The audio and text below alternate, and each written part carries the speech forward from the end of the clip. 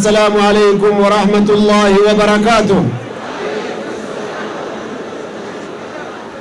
الحمد لله رب العالمين. كربه خيري كنا ولن فدي قمتشو قرقدو أكنا رب وأقر سيسي أمالي الحمد لله رب العالمين. نعمة الإسلام والإيمان كنانين إسلام ما كنانين أقرتي إيمانا كرب وكنة وهندر وان رب الدين بدأ سنيما إسلام مات إيغا إسلام ما قباتي نمتوكو وان سنبودا رب الرارغة جودندا هلان إساف ربي جدو جرتو بنادا كناف ربين كينيا قرآن كيستي نوغرسي وان ننجي بعد أعوذ بالله من الشيطان الرجيم وإذ تأذن ربكم لئن شكرتم لأزيدنكم ولئن كفرتم إن عذابي لشديد.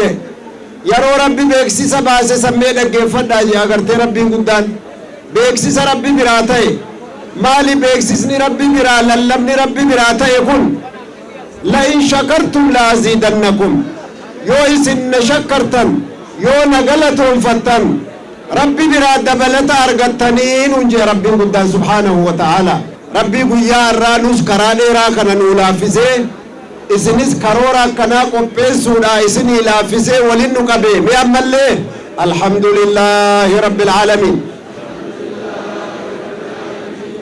الحمد لله رب العالمين.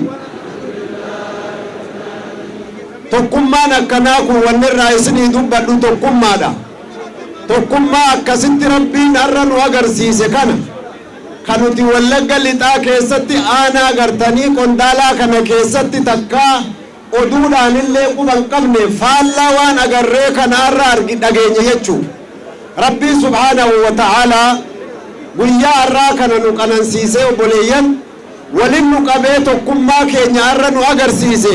tokkummaan kun dubbii jabaadha rabbi birattillee islaamummaa keessattillee rabbul aalamiinaa yoo tokkummaatti nu waamu maal jee ربين كيسان اللين توكيتش وإن هذه أمتكم أمة واحدة وأنا ربكم فاتقون إرقى ربي نقفت داهرين أكراكم ربي اللين الرهادت ديبسو نتي الرما أركا قبنا تبوري ربي أركا قبا أكنا مو كلامت ما جتن ميتا كنتي أركا كيسان القباتي الله أكبر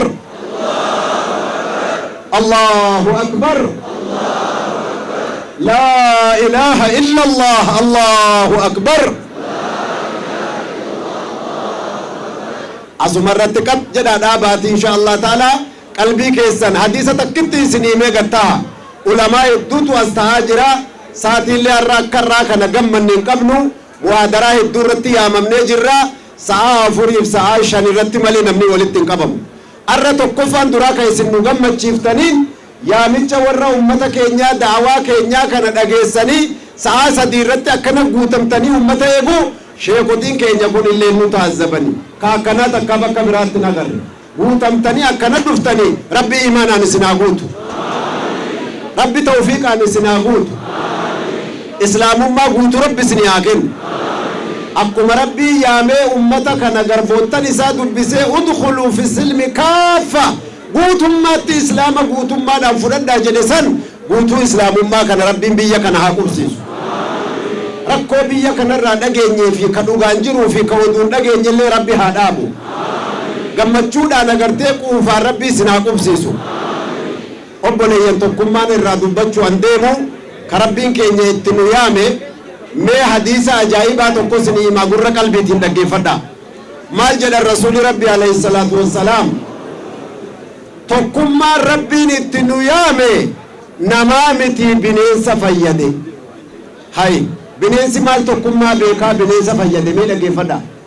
rasuulli keenya alayhi salaatu wassalaam hadiisa bareedaa keessatti maal jedhan innamaa yaakulu dhiibu min ashaati alqaasiya barreenuu gaaftisiin daffaramtu gaafa jamaa ofii dhiiftee qophaa deemte gartanii qeeransi nyaataa jedhan qeeransi tokko re'ee kudhan nyaachuu dhuman danda'u laakiin bibarakatil jamaa nuti warra baadiyyaatti ni beeyna re'ee dhuma akkana dhaabbattu kana yookiin maal jettan warabboo yookiin saattiyaa yookiin bosonuu muka keessa jirtu kan da'oo jala dhokateeti akkana jedhee hoggu jarri faca'ee jedhe rifachiisee tokkittii keessaa qabataa jedhan. Kanaaf agartanii osoo tokko ta'anii dhaabatanii achuma dhaabatanii lolanii ittiin dhiyaatuu jedhan min hikmatillah. Kanaaf agartee tokkummaan nama bira dabree bineensa fayyaduu danda'a osoo sila aqlii qabaatanii. Gaafa kana jedhamu isin yoo tokko taatan faayidaa gurguddaatu argamaa.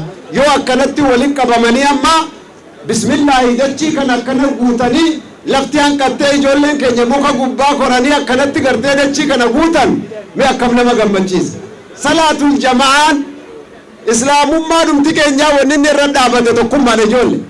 Mee maal jettan islaamummaa shanayyoo lakkooytan maaltu keessaa argama? Wa aqiimu salaata jama'aadha. Wa aatu zakaatan jama'aadha. Wa atimul hajjaan jama'aadha. Islaamummaan guutuunuu jamaa irra dhaabate, obbolummaa irra dhaabate, tokkummaa irra dhaabate.